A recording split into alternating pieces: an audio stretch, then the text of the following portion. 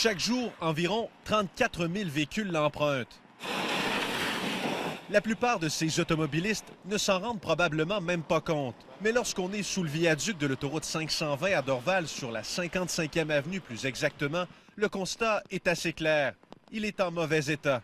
En si mauvais état que le ministère des Transports du Québec a même dû installer des poutres de soutien sous la totalité de la structure pour éviter un affaissement.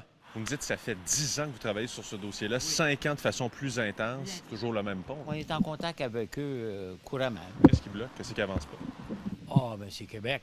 C'est toujours plus long. Ce n'est qu'un exemple des ponts et des viaducs vétustes au Québec. Il y en a beaucoup. Selon une compilation faite par notre bureau d'enquête, près de 400 ponts sont à remplacer au Québec. Beaucoup de structures ont été construites dans les années 60-70. Il y a eu, bien sûr, l'Exposition universelle de 1967. 50 millions de visiteurs en 6 mois à l'époque. Ça prenait des routes, des ponts, des viaducs. Plusieurs structures ont donc maintenant atteint leur fin de vie utile. Voici un autre exemple, le pont de la route 117 à Rosemère. L'ouvrage sera remplacé par un pont préfabriqué dans quelques années. On peut comprendre pourquoi. Comment c'est de travailler avec le MTQ? Le côté administratif, bureaucratique est lourd et je vous dirais parfois lent.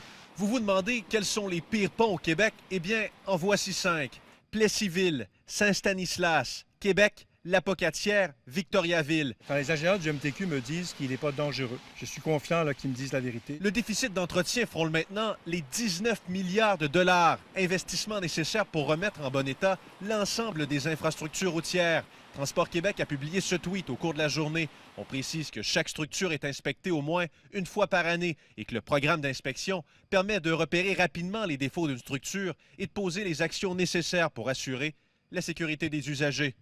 Andy Saint-André, TVA Nouvelles, Montréal.